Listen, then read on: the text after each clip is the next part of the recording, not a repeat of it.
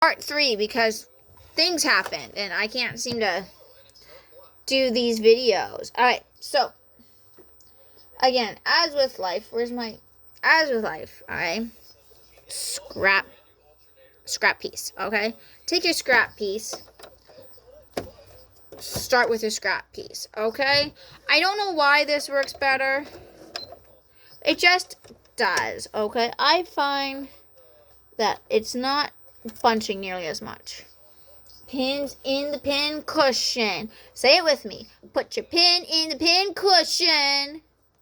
It's annoying finding them everywhere. I think the one already fell. That's what the magnet is for, okay? So, I got that. Again, lining up to the bottom of the thread, so to the edge that I've already done. Do your back stitch. That is also important. And then just keep going. Just keep going. Hold on. Okay, so this is where things get a little tricky. Needle is down so that my project doesn't move. You want to make sure that you don't crease your pocket, okay? And then, now that the pocket is under the presser foot, right here, the pocket's underneath it, I lifted it up to flatten out that pocket, put it down. Now it's underneath there. I know it's not going to move. Now the tricky part, okay, pin in the pin cushion. Honestly, I have no doubt people are going to start calling me pin in the pin cushion. You need to do that quarter of an inch seam allowance. You need to come down to the pocket. So what I'm going to do is I'm going to try coming down about a quarter of an inch. And again, I'm just very carefully. So I stopped it. It's in there. I'm going to twist it. I'm not exactly twisting. I'm going to see if that was enough. And guess what? It's enough. Okay? So, again, just make sure, take your time. Make sure that everything is flat, because creases are a thing. Okay?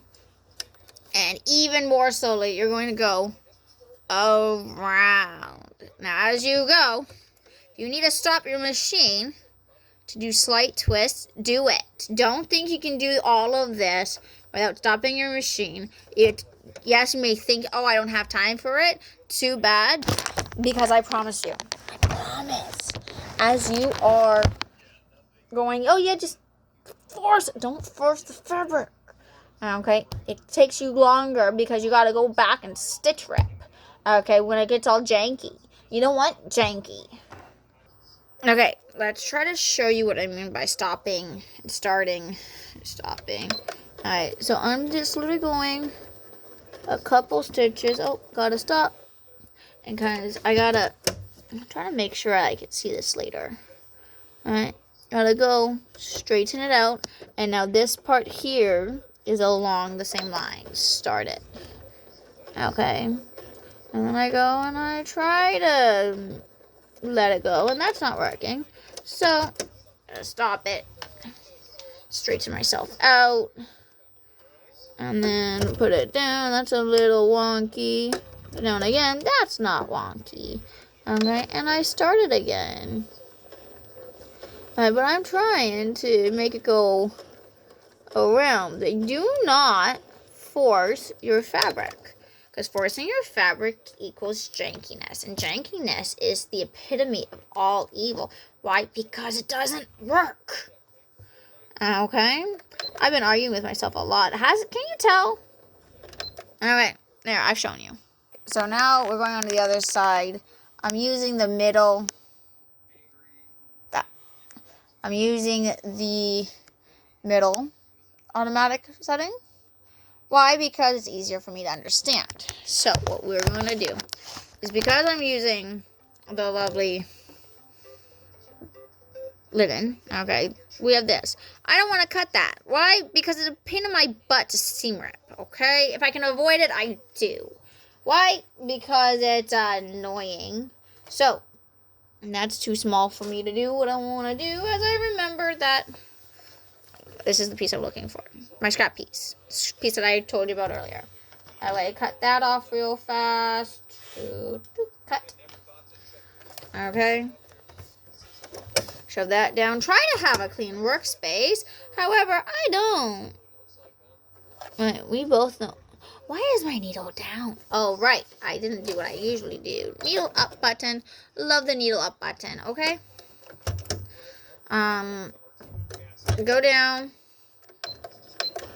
See, just start a stitch or two. And what you're going to do, okay, is you're going to line up the needle with the pretty thread. Okay? Lined up. Okay? Now that that is all good to go, pin is in my pin cushion. I'm going to make sure that I'm all lined up. Oh no. It's fine. Life is fine. Just shove that back in there. Press start. Alright. Do your back stitch. Alright, and I'm literally just following the pretty lines. Okay, why? Because it'll, for the most part, be on the other side, too. Alright, and that way, I know it's fairly straight. It's not. It's really not. But the lines aren't going to be as noticeable in the seam. Alright, if you're already going on top of them. Okay, it's just easier this way for me to understand what I'm doing. If I have a problem with how much seam the extra fabric here is, I will cut it and then I will zigzag it, stitch it together like I'm about to do with the pocket. Alright, so what I've done is I've lined it up so that it's right in the corner. I'm going to double check it's right in the corner. Yeah, it's right in the corner. Right in the corner, because I basically want to start this stitch there. Okay, so I know that with a zigzag stitch, it's going to start right on this, on the line that the needle is. So I'm going to press start, and yes, it is butt up right up against my my line of stitching there. So what I have to make sure to do is do not go over my original line of stitching. But I really like how it's catching the one side and bringing it over. Why? Because I know that it can't do much of anything when it comes to fraying if it's folded in on itself. I'm going to try to show what I'm doing. You really can't see it too well. Okay. 1 second. Camera, do your work. You know you're supposed to do it.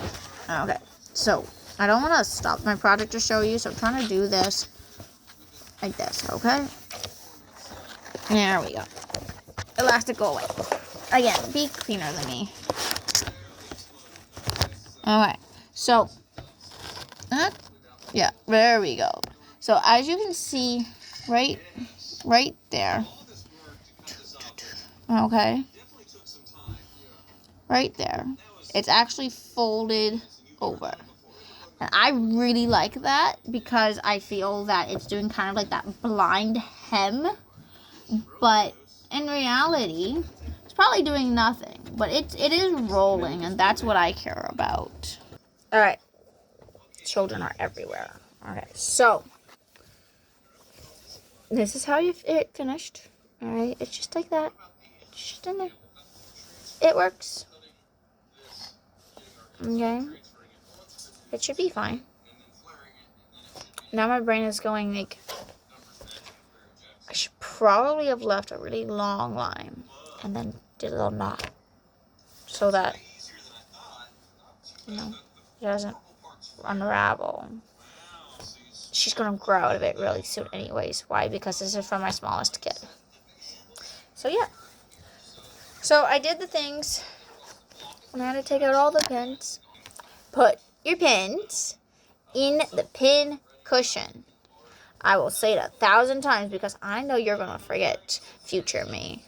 Future me is impatient and usually is doing stuff in a huff.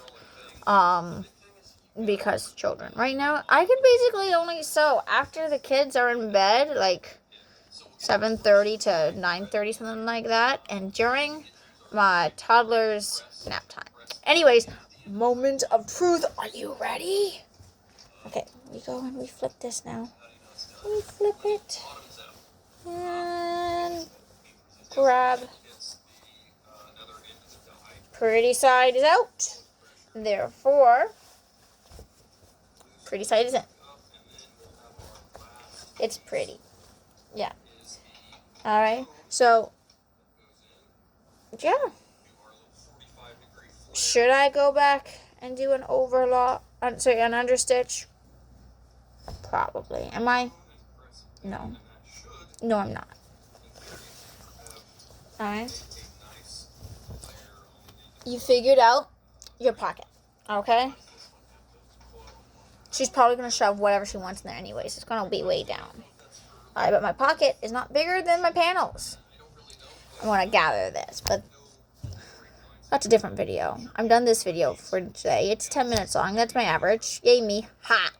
Alright, future me. See you later.